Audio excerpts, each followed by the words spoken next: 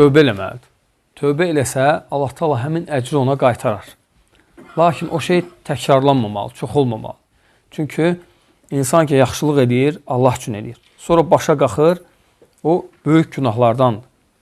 Bu şey böyük günahlardan. Böyük günahların tərifi nədir, qardaşlar? Yəni, ona əzab gəlib.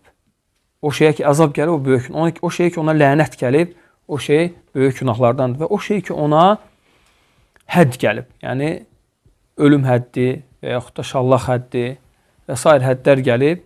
Yəni, o nədir? Böyük günahlardan. Burada da deyir ki, kim bir əməli edərsə, kim bir kəsə bir yaxşılıq edərsə, sonra onu başa qalxarsa, Allah deyir ondan, yəni Allah onun üzünə də baxmaz. Allah üzünə baxmayan kəs deməli əzabdadır. Allah bilir daha doğrusu. Ona görə tövbə eləsin. Çünki hətta peşmançılıq belə tövbədir. Yəni Allah Resulü sallallahu aleyhi ve sellem buyurur ki, "Ən-nədəmu tövbətun." Deyir ki, nədəm? Peşmançılıq tövbədir. Həmçinin günahdan tövbə edən günahı etməmiş kimidir. Yəni onun tövbəsi var. Lakin gərək sonra özünü yığışdırsın insan. Yəni bir də belə hərəkət eləməsin.